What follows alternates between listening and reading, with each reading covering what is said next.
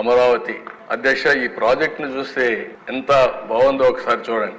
World best సిటీగా తయారైంది. ఈరోజు దేశంలో ఒక ఆస్పిరేషన్ ఉంది, కొత్త నగరాలు రావాలని. ఇప్పుడు వచ్చిన నగరాలన్నీ చాలా పూర్వం వచ్చినటి. ఆ రోజు హైదరాబాద్ సికింద్రాబాద్ 2 నగరాలుంటే నేను సైబరాబాద్ నగరాన్ని యాడ్ చేశాను.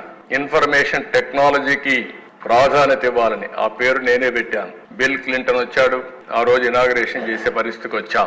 ఈ రోజు అమరావతి అధ్యక్ష, ఆ రోజు కానీ ఇదే స్పీడ్ లో కానీ జరిగి ఉంటే ఆర్టిఫిషియల్ ఇంటెలిజెన్స్ సిటీగా తయారయ్యేది. Amaravati first letter A, last letter I. అక్కడ హైదరాబాద్, సికింద్రాబాద్, సైబరాబాద్. ఇక్కడ అమరావతి దేవతల రాజధాని, ఆర్టిఫిషియల్ ఇంటెలిజెన్స్ రాజధానిగా తయారై ఉండేది.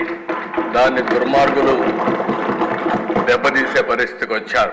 ఇక్కడంతా అధ్యక్ష మీరు చూస్తే స్ఫూర్తి కూడా ఇంపార్టెంట్. 34,400 ఎకరాలు, 29,966 మంది రైతులు ఒక్క డిస్ప్యూట్ లేకుండా పూర్తిగా వాలంటరీగా స్వచ్ఛందంగా ముందుకొచ్చి ఈ ల్యాండ్ ఇచ్చే పరిస్థితికి వచ్చారు.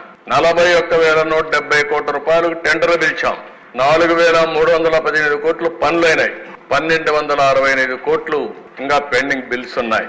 ఇది అయింటి అధ్యక్ష ప్రపంచం చర్చించుకునే విధంగా. ఒకప్పుడు హైదరాబాద్ ని నేను ప్రపంచంలో ఎక్కడన్నా పోయినప్పుడు చెప్పేవాడిని, మీరు హైదరాబాద్ కి రమ్మని. వాళ్ళు అడిగేవాళ్ళు, హైదరాబాద్ అంటే మీది పాకిస్తాన్ హైదరాబాదా, ఇండియా హైదరాబాద్ అని. నేను గర్వంగా చెప్పాను, హైదరాబాద్ ఇండియా హైదరాబాద్ అని. ఇప్పుడు ప్రపంచంలో హైదరాబాద్ గురించి చెప్పక్కర్లేదు. పాకిస్తాన్ హైదరాబాద్ ఎక్కడో ఉంది, ఇండియా హైదరాబాద్ ప్రపంచ పటంలో పెట్టినటువంటి పార్టీ తెలుగుదేశం ప్రభుత్వం అని చెప్పి కూడా మీకు తెలియజేస్తున్నా. అలాంటిది ఇది కూడా ప్రపంచంలో ఒక మేలైన నగరంగా ఉండేది. 50,000 నుంచి 1,00,000 మంది అక్కడ నివాసం ఉన్నారు.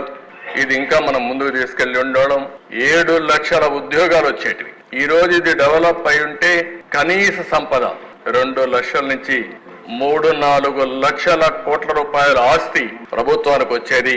ఇది కూడా దెబ్బతినే పరిస్థితి వచ్చింది. ఓసారి చరిత్ర మళ్ళీ అమరావతికి పూర్వ వైభవం వస్తుంది. ప్రపంచం మొత్తం చర్చించే రోజు తప్పకుండా తీసుకొస్తామని సభ సందర్భంగా మరొకసారి విజ్ఞప్తి చేస్తున్నాను.